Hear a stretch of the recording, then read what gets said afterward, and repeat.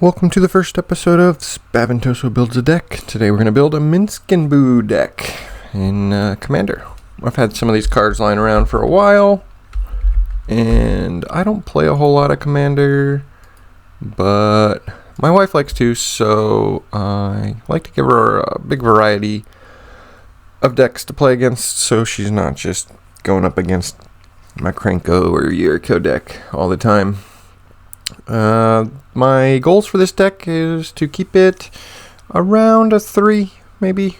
I don't want to include too much high-powered combos or anything that would make the table too angry, like mass land destruction or things like that.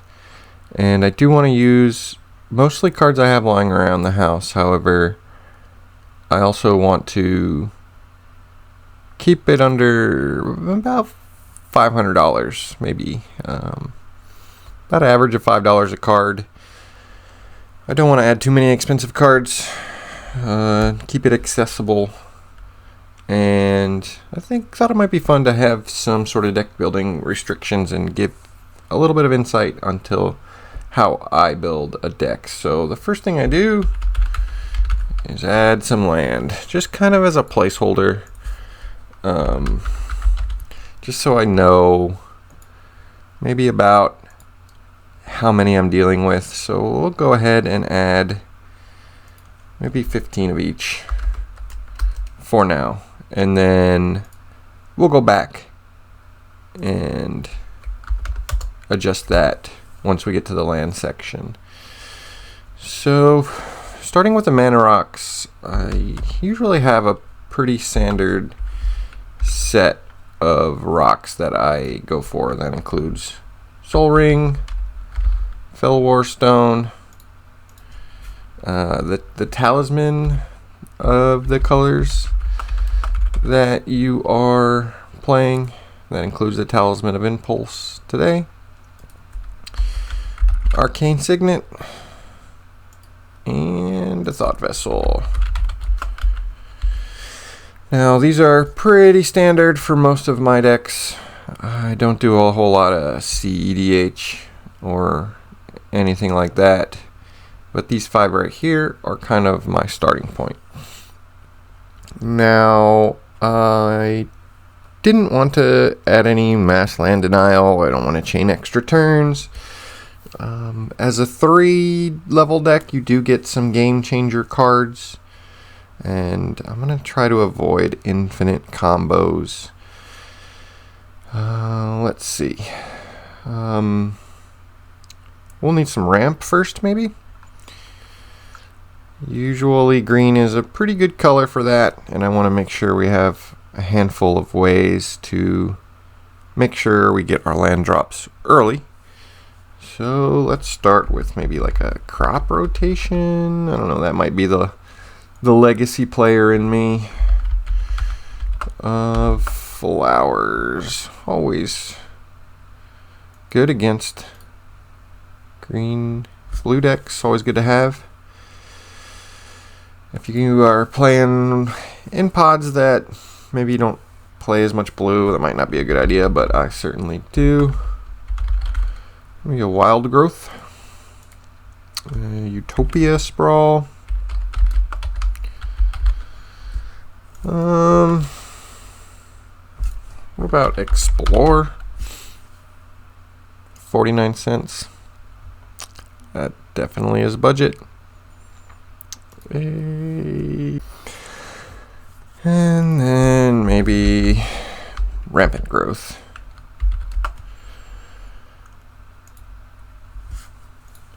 Now, up next, I usually think about any mana dorks we might be able to add. Little 1 or 2 drop mana producers. Some classic ones for green, the Fiendhorn Elves, Elvish Mystic.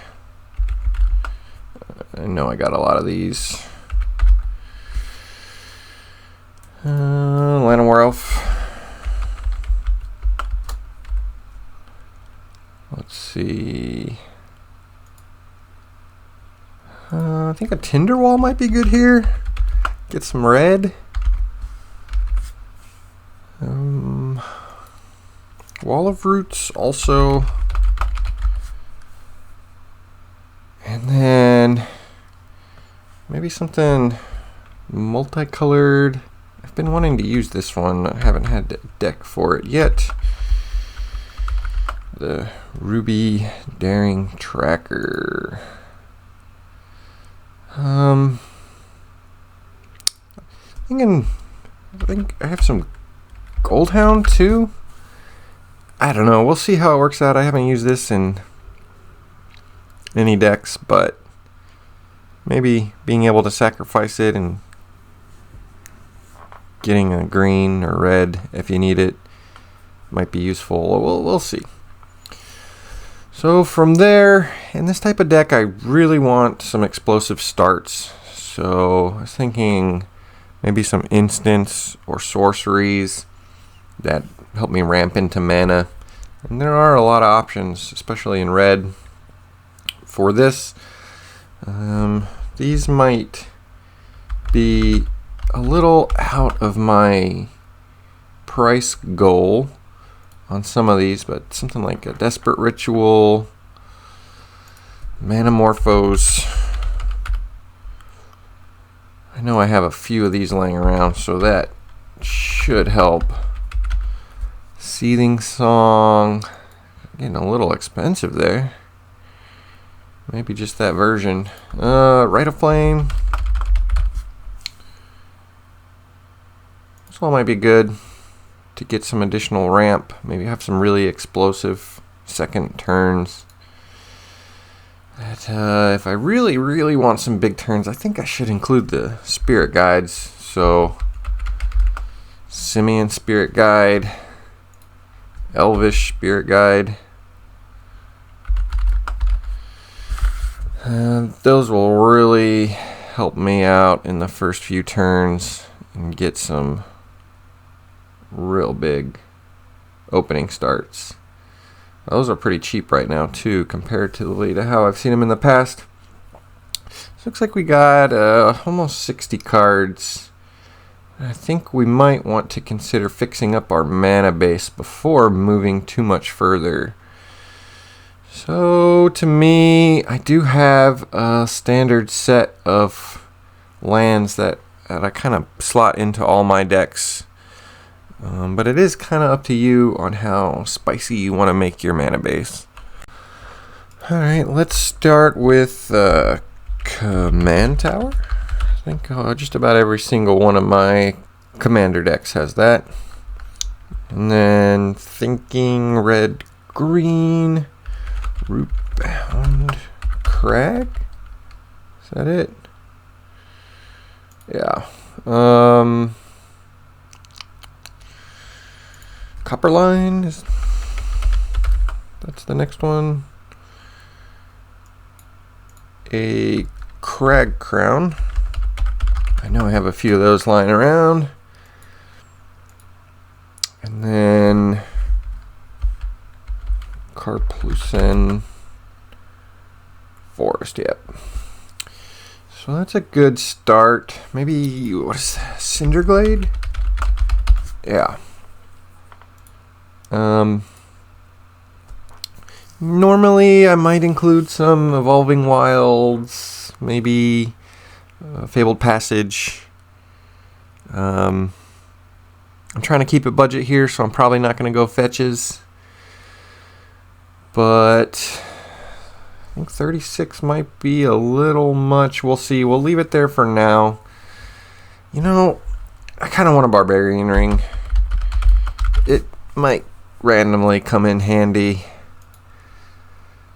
I feel like I'm gonna hit threshold pretty easily with all this low cost kind of instants and sorcery so far. Now we have a lot of ramp. We have a few mana dorks, a few mana rocks. Maybe we'll go back and trim the land at the end. But I'm looking for creatures next. So I want some good stuff that might be like a mid-rangey kind of aggro-centric sort of deck that we can ramp into in the first couple of turns. But then I'm also going to want some really heavy hitters to come down. Also things that are not going to break the bank. And stuff that might synergize well with the rest of the deck. Well, I did a little bit of research here, and I think I have a small list of creatures that might fit in this deck well. First one, Dual Caster Mage. I think that might be a good start. Dual Caster Mage is going to allow me to copy an instant or sorcery spell and choose new targets for the copy.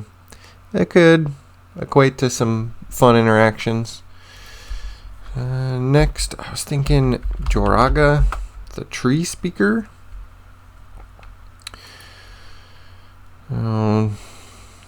She's going to be able to kind of make some of these other elves maybe a little bit better later in the game than they might be initially, and I can pump levels into it in order to make her a little bit better on defense as well. And now this next card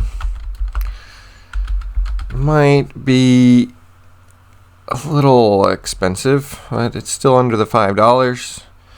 Whenever you cast a creature spell, draw a card. I'm going to probably need to be able to refill my hand later in the game, and this should help out with that. And now this Goblin Narcomancer, I've definitely spelled that one wrong. I remember opening up a couple of these and never really finding a use for it, but this might be the perfect kind of deck for it. I do think I might have a foil one lying around. Then Rikthar. Definitely spelled that wrong. There we go. Oh, you needed a comma. So Rurik, he's going to be a late game kind of beater. Yeah, it might be countered. Might, be a target of Swords of Plowshares or some creature removal. But I think he's a cheap, dumb ogre. It should fit in here nicely. Hopefully we'll be able to pay for him a little bit earlier than turn 6. And then Quartzwood. Crasher. That might be a good card. Here, another kind of big dinosaur beast. Trample's always great. And Grumgully? That's another card I was looking at. At only 35 cents, definitely is gonna be under budget. And I think if we get into some more counters, it'll really prove its value. Now let's keep that on the radar. And then, I don't know. I just put this in every red deck I don't know if it's good or not. We'll see. Whenever an opponent casts a spell, you may put a +1/+1 counter on Taurian Mauler. Let's see. What else? I think now maybe I can use some utility cards or hate pieces to round out my creatures. I really like Collector Oof. I mean, I think it's seen a little bit of legacy play, so I happen to have a bunch lying around. But I don't have too many artifacts, so I think it might be a good slot. Maybe a Scavenging Ooze. Also, to help with graveyard strategies. Get some life gain. And give me something to do with all the extra mana I might have later in the game. Eternal Witness. I think maybe to help get back some stuff. Maybe be able to reuse some of these spells or creatures if I lose them in combat. Then, I mean, I'm playing red. Might as well.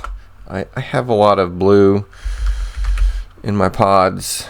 So red elemental blast, pyro blast, I think are almost a necessity. Just so I don't have to worry so much. I'll have a little bit of a defense against the pesky blue decks. Maybe an Autumn's Veil. I was thinking could help against blue and black decks. And now I've seen this in a couple of lists. I don't have any, but this guttural response, I don't even know how to spell it.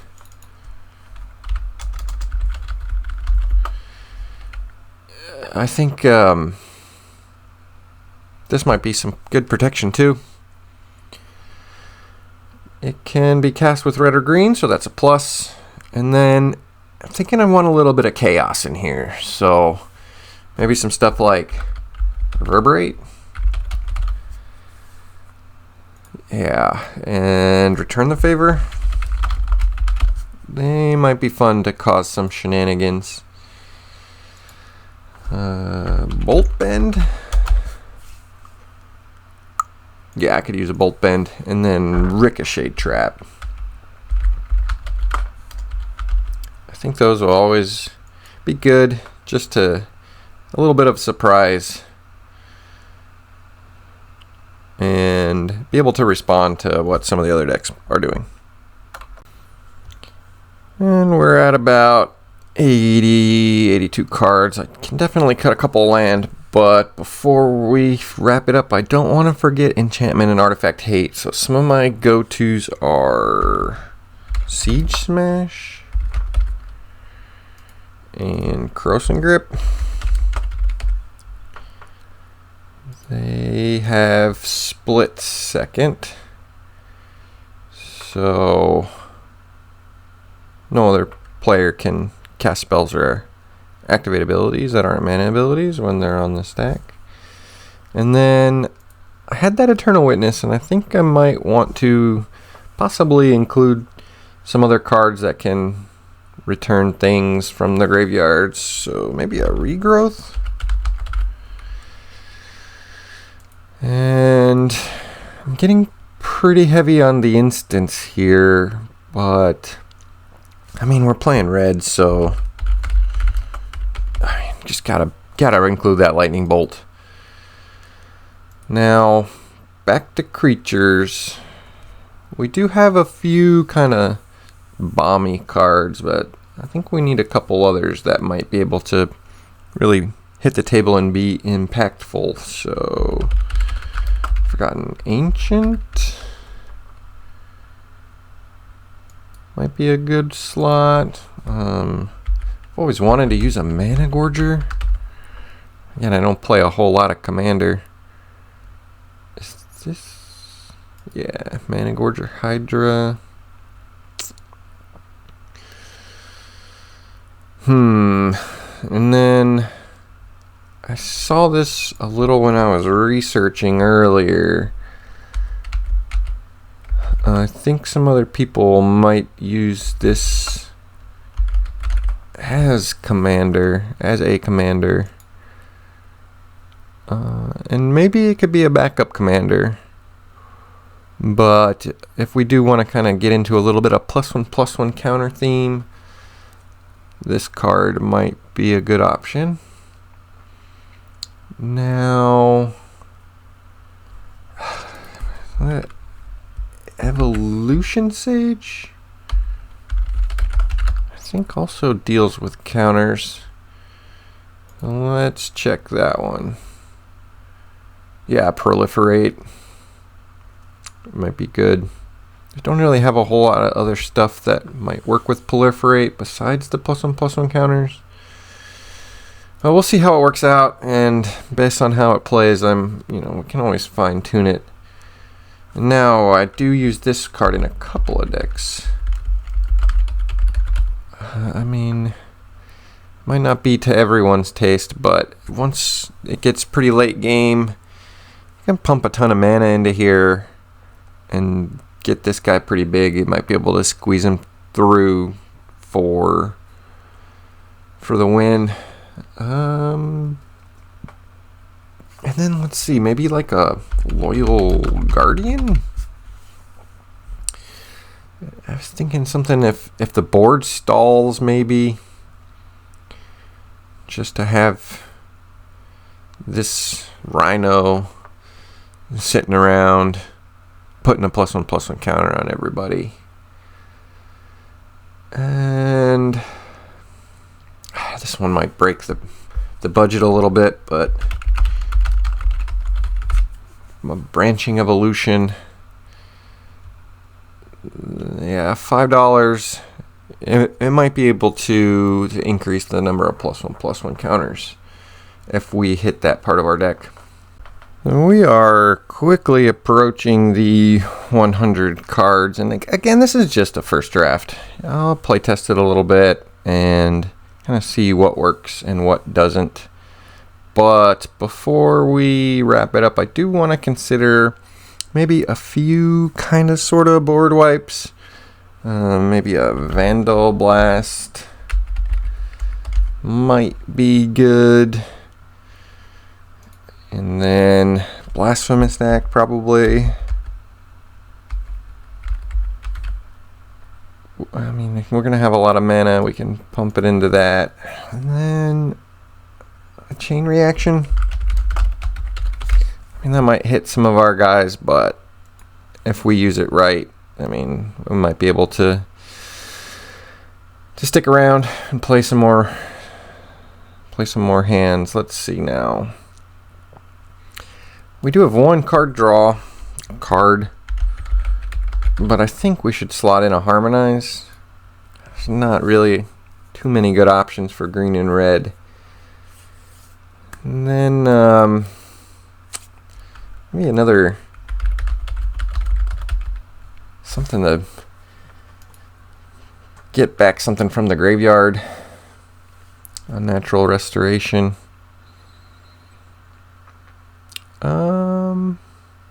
And then maybe another finisher. I'm thinking Overwhelming Stampede might be a good kind of finisher. Now, we got 99 cards. I think we might be able to remove a land or two. We don't have a whole lot of non-basics, so should we? Should we? I think we should. Let's drop 2 land for now. I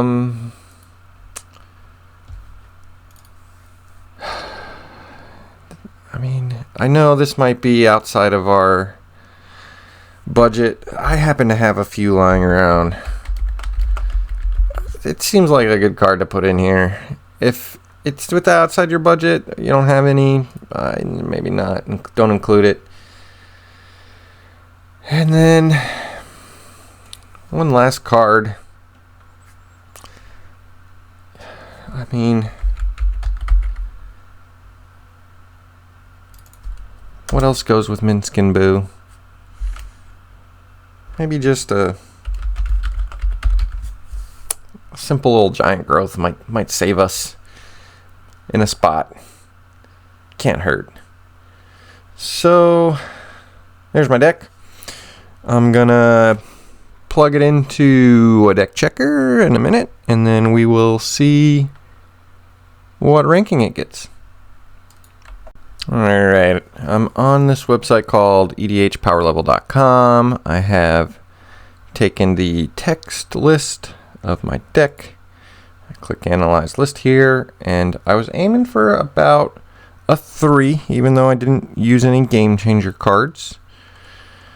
And according to the analysis here, I have a power level of 7. I guess that is the the old power level ranking, but it is also suggested my deck is a 3, but it's also a 1 since I haven't used many tutors, no game changers, no 2-card combos, no mass land denial, no extra turns. That is a little unusual since I guess it is technically a 3, but it's also a 2 and also a 1. My bracket details, the deck can play at a bracket 1. The requirement tracker lists none of the requirements. And a little bit further of a breakdown here if you're interested in reading the impacts. Pretty even mana distribution and some further statistics. So yeah, this is the Minsc and Boo commander deck that I made. There are probably many like it, but this one is mine, and I'll test it out a little bit and probably make some changes. There's already a couple of things on this list. Maybe I'm second guessing, but hopefully I gave you a little bit of insight into my deck building philosophy and how I put together commander decks. Thanks for watching.